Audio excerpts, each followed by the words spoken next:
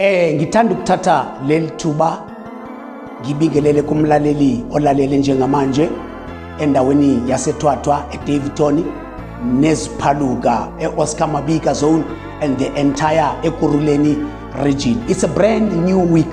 It's a brand new day. This is another day that the Lord has made and let us rejoice in it. Ekseni sisondela kuyiMonday lilisha iviki siyazi ukuthi izinto zikhona empilweni, siyazi ukuthi izinto ziyenzeka empilweni kuyile festive engaka sisondela kuNkulunkulu, simeme uNkulunkulu sihambe nayo iviki lisaqala. Just to recap, ngithanda nje ukuthi sikhumbule kube sokushilo last week Monday siphethe into ethi konke Jehova kuyasehlela.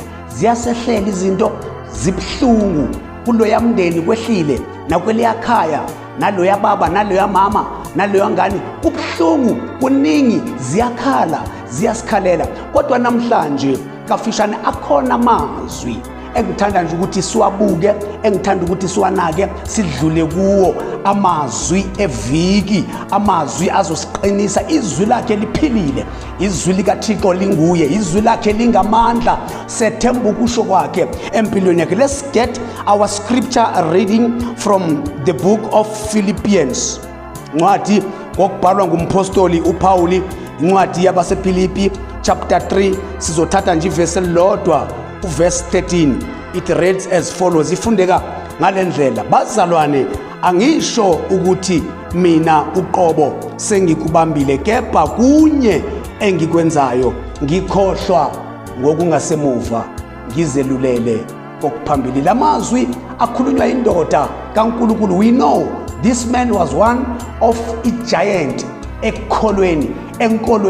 Uthi nama ngikho ngcono, noma ngingaze ngibe nguPaul wezambulo, ama-revelation anamandla, kodwa akukho okungenza ngcono nami, kodwa kunye ekungisizayo, kukhohlwa ngokungasemuva ngizelulele kokuphambili. Emlalele ekhaya, ngizothi ungabanjwa izolo lakho, ungabhantintiswa yipast yakho, izinto ezikwehlele izolo, konke okukushayile izolo lisekhona ikusasa. Remember, uNkulunkulu ushilo wathi, for I know the good plans that I have for you. Ungahlali ezolo, mhlawumbe omunye uretrenchiwe, mhlawumbe omunye uphelelwe ibusiness lakhe, izinto ezibhlungu zehlile, ubuthakathaka benzekile empilweni yakho. uSathane uvamile ukusebenzisa izolo lakho ukuvimba ikusasa lakho, lisekhona ikusasa.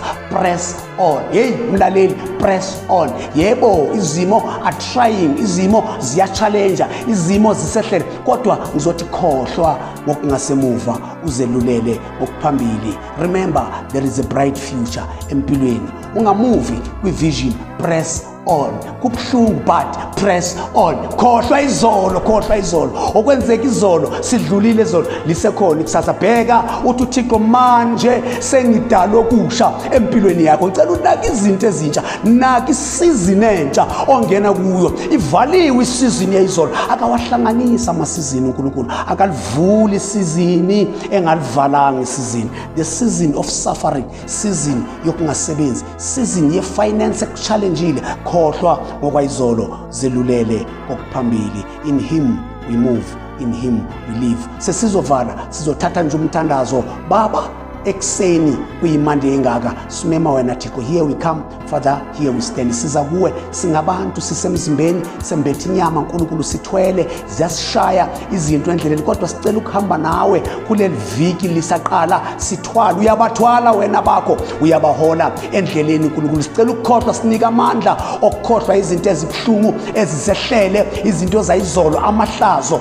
ayizolo. Yebo kwenzekile, siyavuma, kodwa wena ushilo wathi sinake la uyakhona nathi. Une destiny, uyayazi imicabango emihle uNkulunkulu ngempilo yethu. Siyathandaza uNkulunkulu, siza lo yamlalele ekhaya, siza lo yamndeni kwibusiness laloya, emsebenzini waloya, baqinise bathwale, usilwele kwizimpi, thathi ihashe nenkweli, ukuphonsa olwandle. Sikwethembile uNkulunkulu, dala ke konke lokhu, wenzele nje bona buhle begama lakho, wenzele ubuhle begama lakho. In Jesus mighty name, Father, we thank you.